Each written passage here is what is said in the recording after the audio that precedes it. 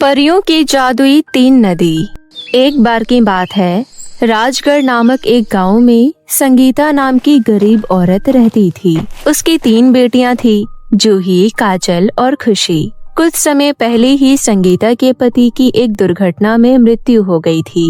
संगीता अपनी बेटियों का पालन पोषण करने के लिए जंगल में लकड़ियां काटती थी और उन्हें बेचती थी। संगीता की तीनों बेटियों में बहुत फर्क था। काजल बहुत समझदार थी, लेकिन जूही और खुशी अपनी घर की मजबूरियां नहीं समझती थी। मम्मी, आपने हमसे वादा किया था कि आप आज हमें 100 रुपए दोगी। हमने अपने दोस्तों से वादा करा है कि आज हम लोग बाहर घूमने जाएंगे। चलिए जल्दी से 100 रुपए दे दीजिए, और अगर आपने पैसे नहीं दिए तो हमारी सभी दोस्तों में नाक कट जाएगी। हाँ मम्मी, खुशी सही कह रही है। अगर आज आपने हमें पैसे नहीं दिए तो हमारे दोस्तों में नाक कट जाएगी। एक तो पहले ही वो लोग हमारी गरीबी का इतना मजाक उड़ाती हैं। बेटी, मैं कोशिश तो पूरी करती हूँ कि तुम्हारी छोटी छोटी जरूरतों को पूरा कर सकूं, लेकिन आजकल लकड़ियाँ ज्यादा बिक नहीं रही है। आज तो घर में राशन भी नहीं है और तुम दोनों कह रही हो कि तुम्हें 100 रुपए चाहिए। चलो ठीक है, मैं दूसरे गाँव में जाकर लकड़ियाँ बेच कर आऊंगी तो मैं तुम्हें शाम को 100 रुपए दे दूंगी और राशन भी ले आऊंगी। ऐसा कहकर संगीता उदास होकर जंगल में लकड़ी काटने निकल जाती है और लकड़ी काटकर दूसरे गांव चली जाती है। लेकिन दूसरे गांव जाकर भी उसकी एक लकड़ी नहीं बिकती, बल्कि उसके साथ एक बहुत बुरी चीज हो जाती है। उसका पैर फिसल जाता है और सारी लकड़ियां नदी में गिर जाती है। संगीता को बहुत दुख होता है और वो बहुत रोती है। अरे नहीं नहीं, ये क्या अनर्थ हो गया। मेरी सारी लकड़ियाँ नदी में जाकर गिर गई। अब मैं घर राशन कैसे ले जाऊंगी? अपनी बेटियों को पैसे कैसे दूंगी? हे ऊपर वाले, तो हम जैसे गरीबों पर थोड़ा तो रहम कर।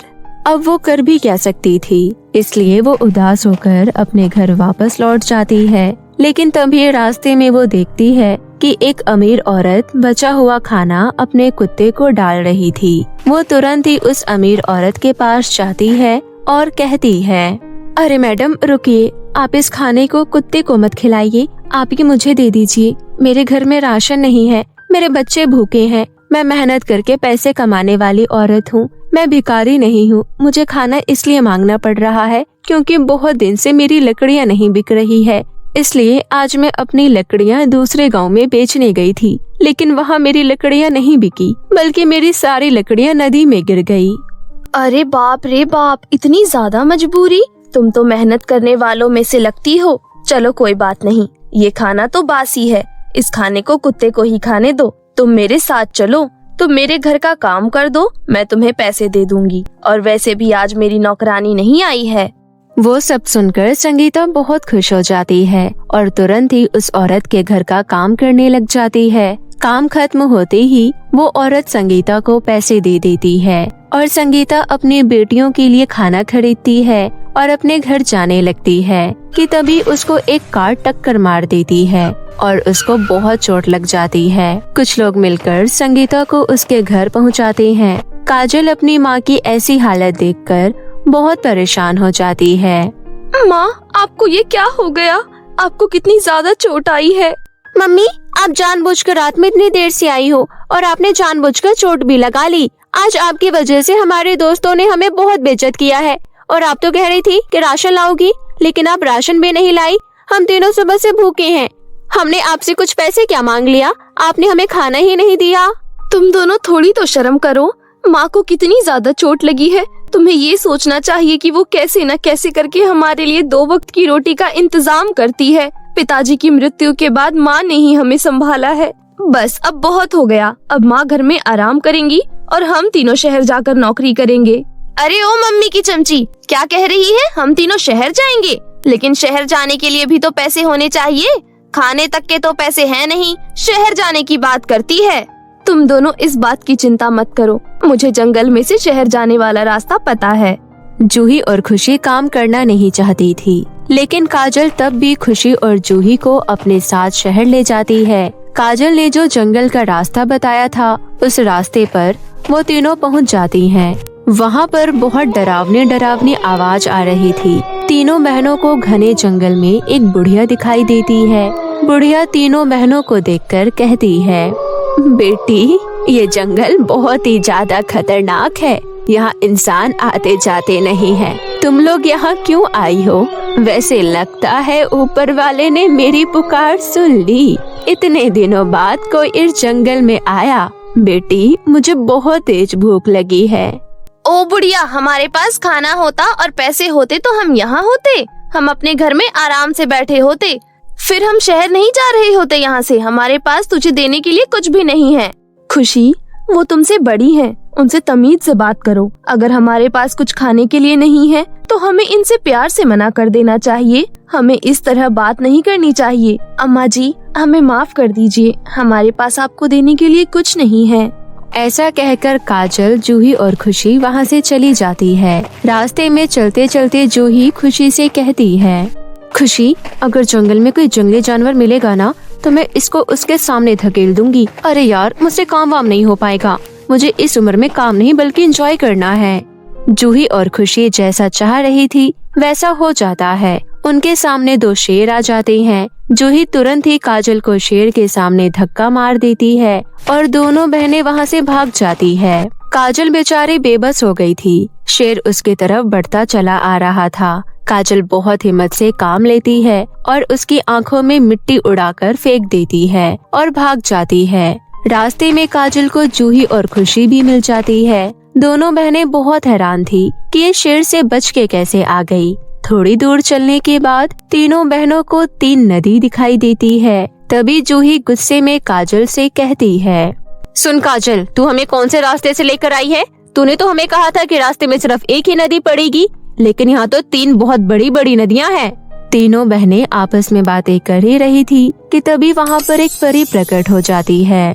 बच्चियों, ये परियों की जादुई 3 नदियाँ हैं। एक नदी में तुम्हें सोने के सिक्के मिलेंगे और दूसरी नदी में हीरे जवाहरात मिलेंगे, लेकिन तीसरी नदी के अंदर तुम्हें कुछ भी नहीं मिलेगा, बल्कि तुम्हें परीलोक जाने का रास्ता मिलेगा।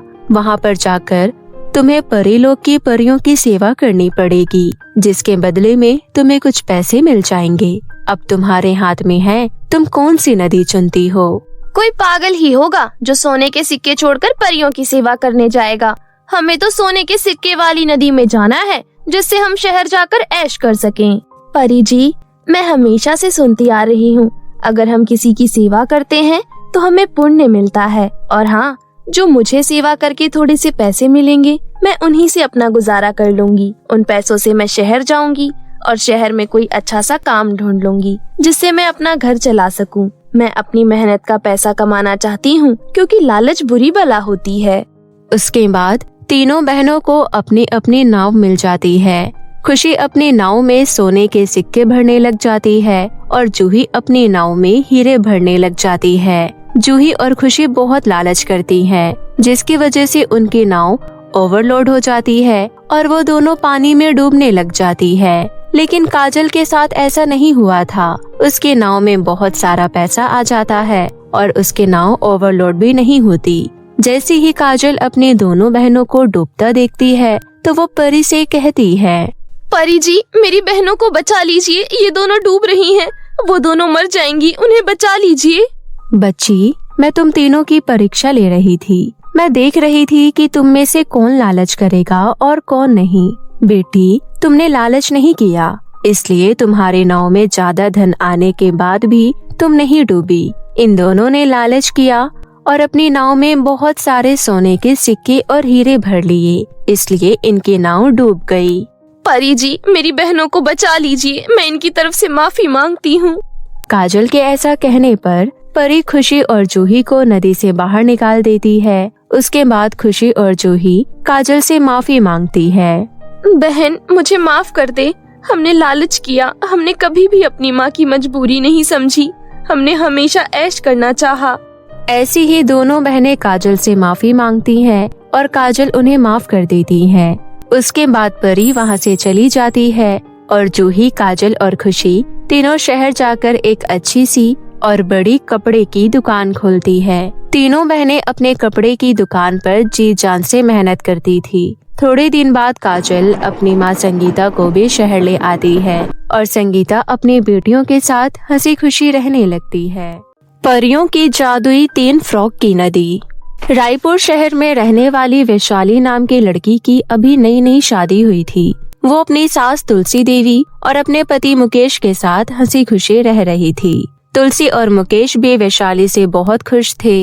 ऐसे ही प्यार प्यार में समय बीत रहा था। अब उनके घर में खुशियाँ आने वाली थी। वैशाली गर्भवती थी। तुलसी देवी भी वैशाली का बहुत ध्यान रखती थी। समय समय पर खाने पीने की चीजें देते रहना और बाकी ध्यान रखना। 9 महीने पूरे होने में 2 महीने बाकी थे। 2 महीने बीत जाते हैं और वैशाली 2 जुड़वा लड़कियों को जन्म देती है। इस बात से तुलसी नाखुश थी, इसलिए वो वैशाली के पास जाती है और कहती है, अरे बहू, हमें तो लड़के की उम्मीद थी और वो भी छोड़ो। देख तो जरा दोनों में कितना फर्क है। एक कितनी गोरी है और एक कितनी काली है। इस लड़की की वजह से सोसाइटी में हमारे नाक कटने वाली है। माँ जी, इंसान रंग रूप से सुंदर नहीं, अपने स्वभाव से सुंदर होता है। और मैंने अपनी दोनों बेटियों का नाम सोच लिया है। एक का नाम सोनी और एक का नाम मोनी। वैशाली अपनी दोनों बेटियों को एक समान प्यार देती है। वो दोनों में कभी भेदभाव नहीं करती थी, लेकिन तुलसी हमेशा दोनों बेटियों में भेदभाव करती थी। वो मोनी को बहुत प्यार करती थी। 10 साल कब बीत जाते हैं पता नहीं लगता। दोनों बेटियां 10 साल की हो जाती हैं। एक दिन सोनी सीढ़ियों से गिर जाती है। उसके सर से बहुत खून निकल रहा था। वो सब देखकर वैशाली बहुत घबरा जाती है और तुलसी से कहती है, माँ जी देखिए ना, सोनी को कितनी चोट लगी है। आप जल्दी से मुकेश को फोन कर दीजिए।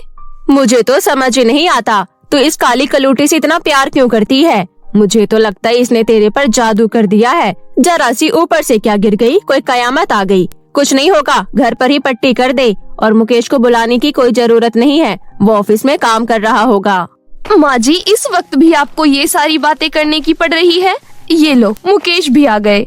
बाहर बहुत ही ज्यादा मौसम खराब था। मुकेश और वैशाली फौरन ही सोनी को अस्पताल लेकर जाते हैं। डॉक्टर उसकी अच्छे से मरहम पट्टी करते हैं। उसके बाद मुकेश और वैशाली सोनी को लेकर घर लौट रहे थे, लेकिन तभी रास्ते में ट्रक से उनकी कार का एक्सीडेंट हो जाता है और मुकेश और वैशाली की मृत्यु हो जाती है। लेकिन सोनी को थोड़ी बहुत चोट आती है और वो बच जाती है। कुछ लोग मिलकर वैशाली और मुकेश की डेड बॉडी घर लेकर जाते हैं। तुलसी के पैरों तले जमीन खिसक जाती है।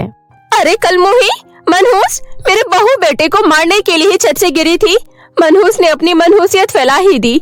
जब जीने से गिरी थी तभी मर जाती तो ठीक रहता। कम से कम तो जैसे बदसूरत लड़की से हमारा पीछा छूट जाता। तेरी वजह से मेरा परिवार खत्म हो गया। अपना काला साया हमारी जिंदगी में छोड़ ही दिया। तुलसी सोनी को बहुत ज्यादा अनाप शनाप बोल रही थी। वो चुपचाप सब कुछ सुन रही थी। ऐसे ही समय बीत रहा था। अब उसका भेदभाव और बढ़ गया था। वो हमेशा मोनी को बाहर घुमाने ले जाती थी और अच्छा अच्छा खिलाकर लाती थी और सोनी को खाने को भी नहीं देती थी और मारती भी थी। दोनों बहनें बड़ी हो चुकी थी। मोनी में दादी के प्यार की वजह से बहुत घमंड आ चुका था। ऐसे ही एक दिन सोनी तुलसी से बोलती है, दादी दादी, आपको तो पता ही होगा, सामने वाली आंटी अपनी बेटी की शादी का कार्ड देकर गई है और उन्होंने हम दोनों बहनों को बुलाया है। और शादी में जाने के लिए मेरे पास एक भी अच्छे कपड़े नहीं हैं। मैं क्या पहन कर जाऊँ? काली कलूटी, तुझे क्या लगता है तू सुंदर कपड़े पहनकर अच्छा मेकअप करके अच्छी लगेगी? तू कितना भी सच सवर ले, तू बदसूरत ही रहेगी। और मैं तो चाहती ही नहीं हूँ कि तू शादी में जाए, क्योंकि मेरी बेटी की बेइज्जती होगी तेरी वजह से। ऐसा सुनकर सोनी वहाँ से चली जाती है।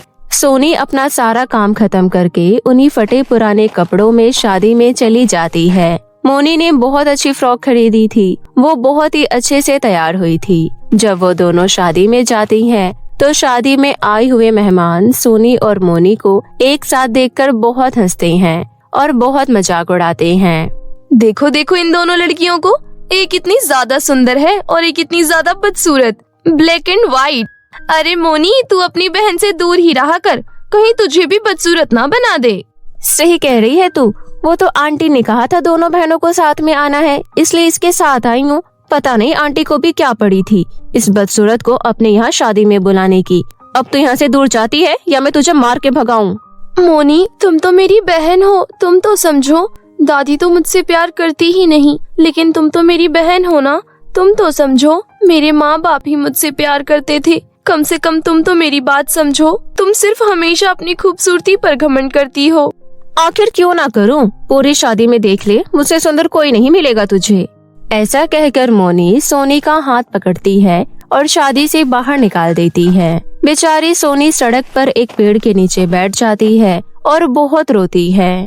मुझे कोई प्यार नहीं करता। पता नहीं लोग रंग रूप में भेदभाव क्यों करते हैं। काश मैं भी मोनी की तरह सुंदर होती तो आज मैं भी सब जगह जाती और इज्जत से घूमती, और तो और कोई मुझसे दोस्ती भी नहीं करता।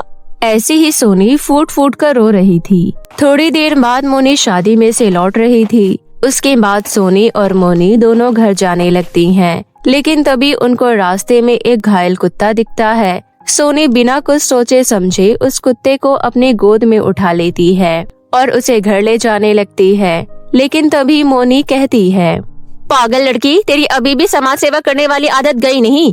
इस कुत्ते में से कितनी ज्यादा बदबू आ रही है, मक्खियाँ भी भिनक रही है, तब भी तूने इसे गोद में उठा लिया।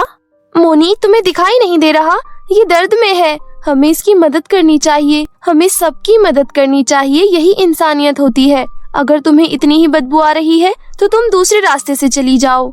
ज्यादा बकवास मत कर। मुझे कोई शौक नहीं है तेरे साथ जाने का। वो तो घर जाने का सिर्फ एक ही रास्ता है, इसलिए तेरे साथ जा रही हूँ। सोनी मोनी की एक नहीं सुनती और उस कुत्ते की मदद करती है। जैसे ही सोनी उस कुत्ते की मदद करती है, वैसे ही वो कुत्ता परी का रूप ले लेता है। कुत्ते को परी के रूप में बदलता हुआ देखकर दोनों बहनें डर जाती हैं। तभी वो परी कहती है, सोनी, तुम बहुत अच्छी लड़की हो। मैं तुम्हें अपनी परियों की दुनिया में ले जाना चाहती हूँ। तुम्हें पता है, वहाँ पर हमारी परियों के जादुई 3 फ्रॉक की नदी है। तुम्हें वहाँ जाकर बहुत अच्छा लगेगा। चलो मेरे साथ। परी जी, मुझे विश्वास नहीं हो रहा कि मैं एक परी को देख रही हूँ। अगर आप हमें ले जाना चाहती हैं, तो मैं आपसे एक बात कहना चाहती हूँ। क्या आप मेरी बहन को भी मेरे साथ लेकर जा सकती हो? हाँ हाँ ठीक है, ले चलूंगी, लेकिन एक बात का ध्यान रखना, वहाँ पर जाकर किसी भी चीज का लालच मत करना, वरना उसका अंजाम अच्छा नहीं होगा। उसके बाद परी सोनी और मोनी को अपने साथ परीलोक ले जाती है। सोनी और मोनी देखती है कि एक नदी के पास सोने की फ्रॉक ढेर सारी फ्रॉक है और दूसरी नदी के पास चांदी की फ्रॉक है और तीसरी नदी के पास बहुत ज्यादा फटी पुरानी फ्रॉक है। देखो सोनी, अगर तुम सोने की नदी में से सोने की फ्रॉक निकालती हो तो तुम दुनिया की सबसे सुंदर लड़की बन जाओगी, और अगर तुम चांदी की फ्रॉक पहनती हो तो तुम्हारे आगे धन दौलत का अंबार लग जाएगा। तीसरी नदी में ऐसा कुछ भी नहीं है, उसमें तुम्हें कुछ भी नहीं मिलेगा, लेकिन तुम्हें परियों की मदद करनी पड़ेगी। दरअसल कुछ समय पहले ही चुड़ैलों ने एक परी देश में कब्जा कर लिया था और वहाँ पर सिर्फ आम इंसान ही जा सकता है। अब देख लो, तुम्हें परियों की मदद करनी है या फिर तुम्हें धन दौलत चाहिए या फिर सुंदरता चाहिए। परी जी, मुझे परियों की मदद करनी है, इसलिए मैं तीसरी नदी की फ्रॉक चुनती हूँ। काली कलूटी पागल, हमेशा मदद करने ही जाना। तेरे पास इतनी सारी चॉइस है, धन दौलत सुंदरता, लेकिन तब भी तू मदद के पीछे ही भाग रही है। तू हमेशा पागल ही रहेगी। मैं तो इतनी सुंदर हूँ, फिर भी मुझे और सुंदर होना है, इसलिए मैं चांदी की ही फ्रॉक चुनूंगी, और तो और मैं सोने की फ्रॉक भी चुनूंगी, जिससे मुझे बहुत सारी धन दौलत मिल जाएगी। परी ने मोनी को परखने के लिए तीसरी नदी के बारे में झूठ बोला था। मोनी जैसी ही चांदी की फ्रॉक पहनती है, वो बहुत बदसूरत हो जाती है। चांदी की फ्रॉक पहनने के बाद वो सोने की फ्रॉक पहन लेती है और उसको करंट लगने लग जाता है, लेकिन सोने के साथ बिल्कुल ऐसा नहीं होता। वो तीसरी नदी की फ्रॉक चुनती है और उसे बहुत सारी धन दौलत और सुंदरता प्राप्त हो जाती है। तभी परी कहती है, मैंने तुमसे पहले ही कहा था, यहाँ पर आकर लालच मत करना। अपनी बहन को देखो, उसने मदद करना चाहा, उसने बिल्कुल भी लालच नहीं किया। परी जी, प्लीज आप मेरी बहन को पहले जैसा कर दो। मैं नहीं चाहती जो दुख मैंने सहा वो मेरी बहन सहे। सोनी, मेरी बहन, तुम कितनी अच्छी हो। बचपन से लेकर आज तक मैंने तुम्हें एक आंख नहीं देखा। हमेशा दादी के साथ मिलकर तुम्हारे ऊपर अत्याचार किया, और जब आज मेरे पर मुसीबत आ पड़ी तो तुम मेरे बारे में सोच रही हो। मुझे माफ कर दो बहन। मोनी को अपनी गलती का एहसास हो जाता है। इसके बाद परी उसको बिल्कुल ठीक कर देती है। उसके बाद दोनों बहनें घर आ जाती हैं। घर आने के बाद मोनी अपनी दादी को सब बताती है। दादी को भी अपने किए पर बहुत पछतावा होता है और वो भी सोनी से माफी मांगती है। उसके बाद सोनी मोनी और दादी के साथ हंसी खुशी रहने लगती है।